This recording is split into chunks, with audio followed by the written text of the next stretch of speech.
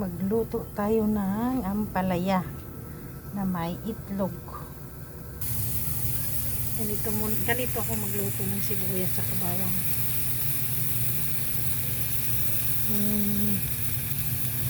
Ganito ako magluto. Hindi mo nalalagyan ng hindi mo nalalagyan ng mantika.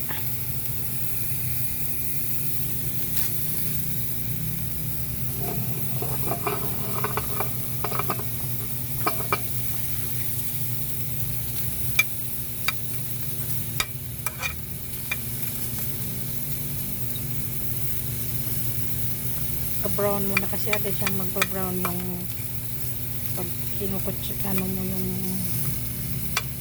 tawag nito, kutsa-kutsa bang tawag niya, yung ganyan-ganyan na magpa-brown siya.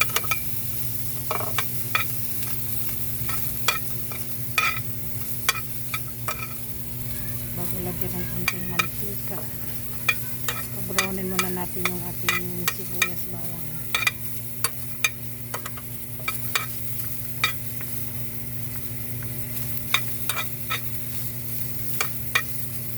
Paano kayo mag-igisa ng kung anong pagkain, klaseng pagkain. Kailangan mantika kaagad bago anuhan ng sibuyas bawang. Ako hindi, ganito muna.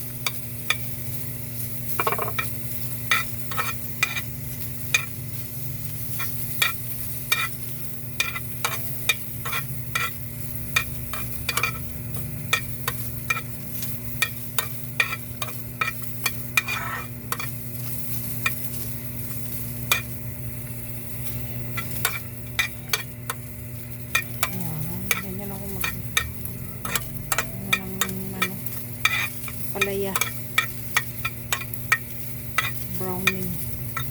brownin mo muna yung kunting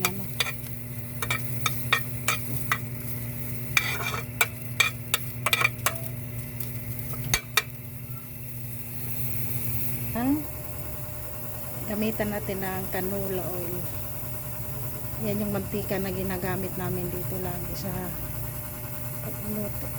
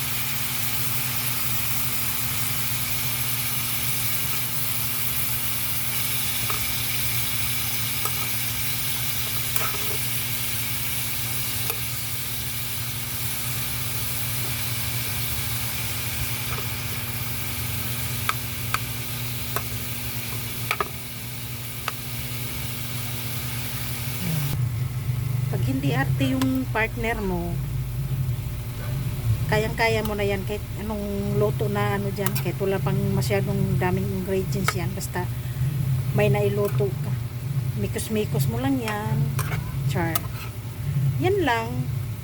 Hindi naman kailangan na pagandahan pa ng luto kung nagtitipid nga naman tayo, di ba? Walang kamatis yan, sibuyas bawang lang, yun lang, sapat na. Wala na kasing ibang dyan eh. Lagyan mo ng magic sarap. Ang ginisa mix, ito po yan guys, ito po yung ginisa mix, hinalin ko dito sa bote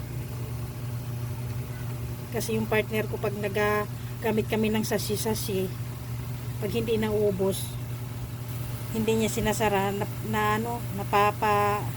parang nag-i-sticky yung kaya nilagay ko lang siya dito sa bote. Yan yan, ginisa mix. Yan, ginisa mix po yan. Lalagyan natin ng ginisa mix. Yan, kunting ginisa mix lang po ito ha. Baka sabihin nyo na over ano na, wala kasing lasa, diba? Yun lang. Ito lang ang quick natin sa mga pobre. Sa mga pobre. Diba? Sa probinsya nga, kinakain na to, iniihaw lang eh. Tinitilaw pa nga, diba? Hindi na idadaan sa mantika. Yun ang pinaka-organic.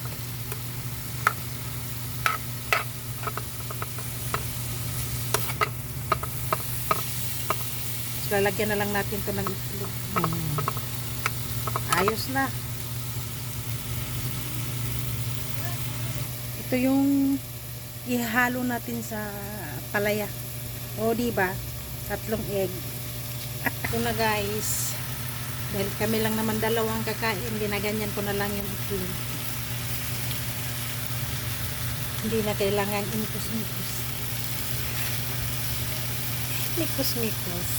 Ganyan lang. Maluto lang yan. Ayos na. Hindi na kailangan mix-mix. Ito na po yung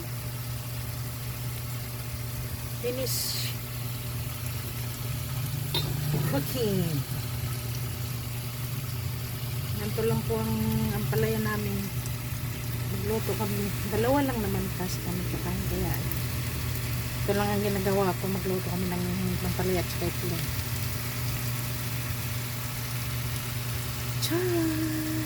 Thank you sa panonood po. God bless. Simpleng recipe lang po ito